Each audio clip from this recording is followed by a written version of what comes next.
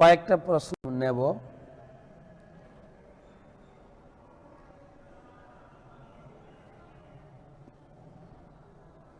পদ্মলোচন লক্ষ্মী মাতাজি, মহারাজ আপনি গতকালকের ক্লাসে বললেন যে অধিক গুণ সম্পন্ন ব্যক্তিকে সম্মান প্রদর্শন করতে বহুমানন, কিন্তু আমার প্রশ্ন আছে যদি তিনি খুব অহংকারী হন তার প্রতি কিরূপ আচরণ করা উচিত? আমাদের দিক থেকে সবসময় সম্মান প্রদর্শন করা উচিত।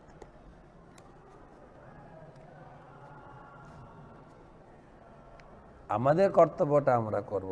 উনি কিভাবে হয়তো সে সুযোগ নেবেন সে বিষয়ে একটু সতর্ক থাকবেন, তিনি সম্মান অবশ্যই করবেন।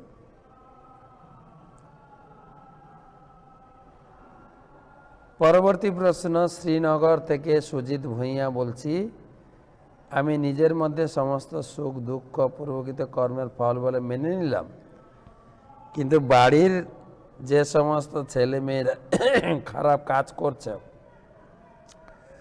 তাতে খুব দুঃখ পাচ্ছে, কিন্তু আমার কথা নিচ্ছে না, দুঃখ পাচ্ছে। সেটাও ভগবানের অনুকম্পা, আপনাকে তাদের প্রতি বেশি জড়িয়ে পড়া বা আসক্তির থেকে মুক্ত করছে। পারিবারিকতা বা সামাজিকতার দিক দিয়ে তাদের সঙ্গে ভালো আচরণ করুন এবং মনে গেঁথেই নেন যে আপনার কথা ওরা ভালোভাবে নেবে না, যা বলবেন আগে থেকে প্রস্তুত থাকলে হয়। তাই ভগবানের প্রতি আসক্ত হন। আপনাকে তাদের মায়া থেকে আপনাকে মুক্ত করছে।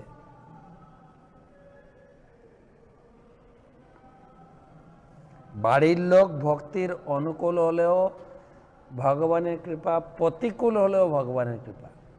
যেরকম ছিল প্রভুপাদের বাড়ির লোক প্রতিকূল ছিলেন, তিনি গৃহ ত্যাগ করে বিশাল কর্মকাণ্ড সারা জগতের মঙ্গলের জন্য রেখে গেলেন। তাই সোজা কথা, ভগবান যা করেন মঙ্গলের জন্য।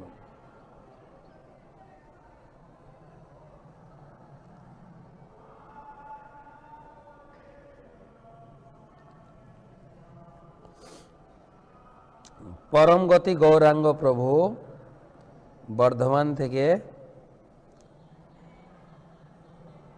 দণ্ডবত প্রণাম মহারাজ। গীতা অধ্যায় 5 সারাংশ বলে দেন একটু কৃপা করে, তাহলে প্রচারের ক্ষেত্রে অনেক সুবিধা হবে। পঞ্চম অধ্যায়ের নাম কর্ম সন্ন্যাস যোগ। প্রথম অধ্যায় বিষাদ যোগ, দ্বিতীয় অধ্যায় হচ্ছে সাংখ্যযোগ। সাংখ্যযোগে ভগবান জ্ঞান দিলেন তুমি দেহ নও, তুমি আত্মা। তা তৃতীয় অধ্যায়ে বলেন কর্মযোগ, আত্মার কাজ হচ্ছে কেবলমাত্র পরমাত্মার সেবা করা। আর চতুর্থ অধ্যায়ে জ্ঞান, জ্ঞানযুক্ত হয়ে তুমি সেবা করো। আর পঞ্চম অধ্যায় হচ্ছে তুমি যদি ভগবানের সেবা করো বা গীতার জ্ঞান উপলব্ধি করো, তোমার কি লাভ হবে? পদ্মপত্র ইমাম ভাষা, তুমি জগতের সমস্ত প্রকার কলুষ দুঃখ দুর্দশা থেকে তুমি মুক্ত থাকবে, তোমাকে দুঃখ স্পর্শ করতে পারবে না। যেরকম উদাহরণ দিয়েছেন 10 নম্বর শ্লোকে, পদ্মপত্র ইমাম ভাষা, পদ্মপাতা জলে থাকে, জল পদ্মপাতাকে ভেজাতে পারে না, গড়িয়ে পড়ে যায়। সে সংসারে থাকলেও যারা আমরা গীতার জ্ঞান লাভ করেছি, সংসারে সুখ দুঃখ দ্বারা বিচলিত হব না, শান্তি। হ্যাঁ, কি কয়েকটা শ্লোক আছে। 18 নম্বর শ্লোকে বলছেন বিদ্যা বিনয় সম্পন্নে ব্রাহ্মণে গভীহস্তিনী, সবাইকে সমান রূপে দেখা। তারপরে 21-22 শ্লোকে বর্ণনা করা হয়েছে এই যে কাম বাসনা, যৌন সুখ, এটা জীবনের সব থেকে বড় দুঃখ। দুঃখ যৌনই বটে। যখনই মানুষ কাম বাসনা পূর্তির জন্ম স্ত্রী পুরুষের মিলন হয়, তখন থেকেই দুঃখ শুরু হয়। কেবলমাত্র ভগবানের উপাসনা। লাস্ট শ্লোক 28 নম্বর শ্লোক, ভক্তরম জগত তপসাম সর্বলোক মহেশ্বরম শ্রীদম সর্বভূতানাম জ্ঞাত্যামাম শান্তি। এই পঞ্চম অধ্যায়টি শান্তির সূত্র। কিভাবে শান্তি লাভ করব, তিনটা জিনিস জানতে হবে। ভগবান সমস্ত যোগ্য তপস্যার ভক্তা, সকলের সহিত, আর তিনি আরাধ্য দেবতা একমাত্র, সমস্ত দেবদেবীর ঊর্ধ্বে ঈশ্বর।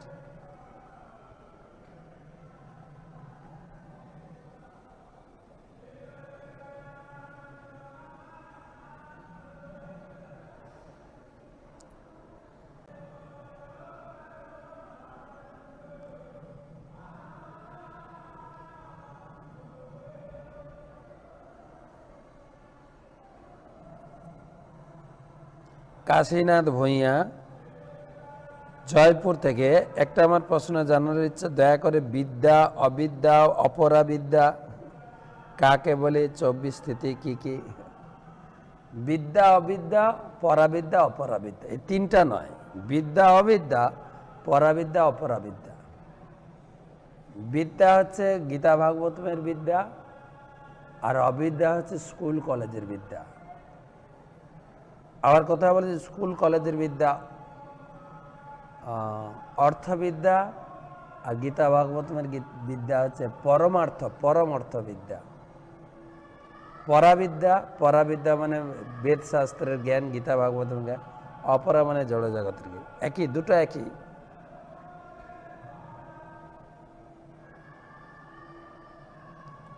চব্বিশ তত্ত্ব সম্বন্ধে আরেকদিন ক্লাস দেব।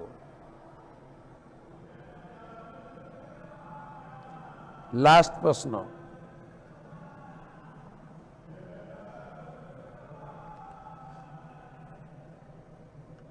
বাংলাদেশ তারাগঞ্জ থেকে যদুদেব রাধাকৃষ্ণের ছবি সুন্দর ফ্রেমে বাঁধাই করে আনছি রুমে রাখার জন্য। ফ্রেমে কাঁচটা একটু ফেটে গেছে, ওইভাবে রাখলে কি কোনো অপরাধ হবে? এখন রাখেন, কাঁচটা পরে সারিয়ে নেবেন। ফাটা কাঁচ দেখলে তো সবসময় একটা কিন্তু লাগে। তো এইখানে রাখি, কালকে আবার আপনাদের সঙ্গে মিলিত হব। আপনারা আসুন, এখানে অনেক সন্ধ্যার সময় ক্লাস হচ্ছে। তো সবাইকে ধন্যবাদ, কৃতজ্ঞতা জানাই। হরে কৃষ্ণ, শুভরাত্রি।